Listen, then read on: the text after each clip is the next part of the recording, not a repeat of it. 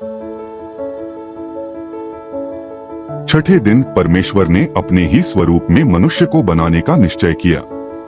भूमि की मिट्टी से परमेश्वर ने मनुष्य को रचा और उसके नथुनों में जीवन का श्वास फूंक दिया और मनुष्य एक जीवित प्राणी बन गया। परमेश्वर ने उसका नाम आदम रखा। उसने आदम को अदन नाम के एक सुंदर वाटिका में रखा, जो देखने में मनोहर और भोजन के लिए अच्छे वृक्षों से भरा था।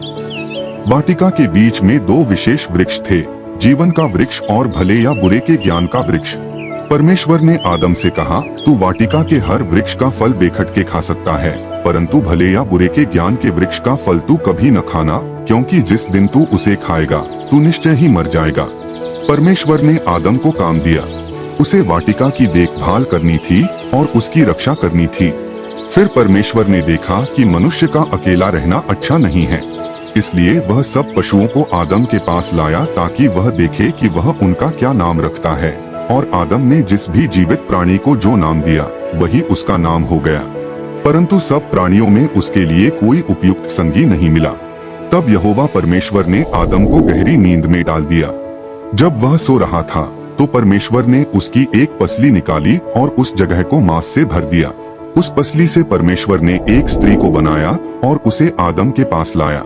जब आदम ने उसे देखा तो उसने कहा, अब यह मेरी हड्डियों में की हड्डी और मेरे मांस में का मांस है। यह नारी कहलाएगी, क्योंकि यह नर में से निकाली गई है। वह आदम और उसकी पत्नी दोनों नंगे थे और उन्हें लज्जा नहीं आती थी। वे निर्दोषता और शांति में रहते थे और दिन के ठंडे समय में परमेश्वर के साथ घूमते थे। परंतु वाटिका के प्राणियों में एक प्राणी था जो सबों से अधिक धूर्त था, वह सर्प था। एक दिन सर्प ने स्त्री के पास जाकर पूछा, क्या सचमुच परमेश्वर ने कहा है कि तुम बाग के किसी भी वृक्ष का फल मत खाना? स्त्री ने उत्तर दिया, हम वाटिका के वृक्षों के फल खा सकते हैं, परंतु परमेश्वर ने कहा, जो वृक्ष वाटिका के बीच में है तुम न तो उसका फल खाना और न उसे छूना, नहीं तो मर जाओगे।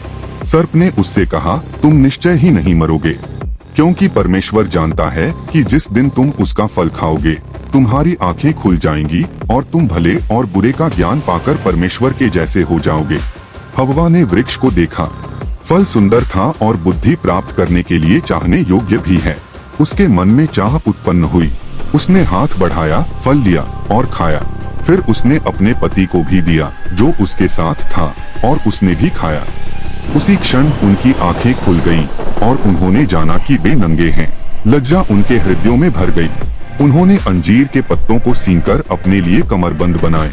बाद में उन्होंने यहोवा परमेश्वर की आवाज सुनी जो वाटिका में चल रहा था। भयभीत होकर वे वृक्षों के बीच छिप गए। परमेश्वर ने पुकारकर कहा, आदम तू कहाँ है? आदम ने उत्तर दिया, मैंने वाटिका में आपकी आवाज सुनी और मैं डर गया क्योंकि मैं नंगा था, इसलिए मैं छिप गया। परमेश्वर ने कहा, किसने तुझे बताया कि तू नंगा है?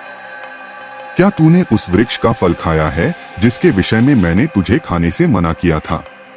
आदम ने उत्तर दिया, जिस स्त्री को आपने मेरे साथ रहने के लिए दिया था उसी ने मुझे फल दिया और मैंने खाया। तब यहोवा ने स्त्री से कहा, तूने यह क्या किया है? हव्वा ने कहा, सर्प ने मुझे बहका दिया और मैंने खाया, इसलिए यहोवा परमेश्वर ने दंड सुनाया। सर्प से उसने कहा, चूंकि तूने यह किया है तू सब पशुओं से अधिक श्रापित है। तू अपने पेट के बल चलेगा और जीवन भर मिट्टी खाएगा।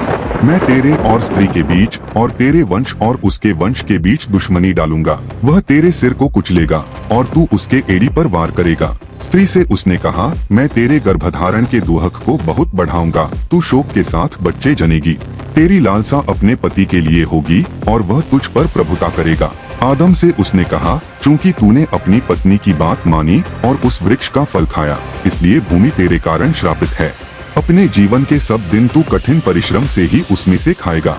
वह तेरे लिए कांटे और ऊंटक तारे उगाएगी और तू अपने माथे के पसीने की कमाई से अपना भोजन खाएगा, जब तक कि तू वापस मिट्टी में न मिल जाए। अगले भाग के लिए मेरे इस चैनल को लाइक एंड सब्सक्राइब करें।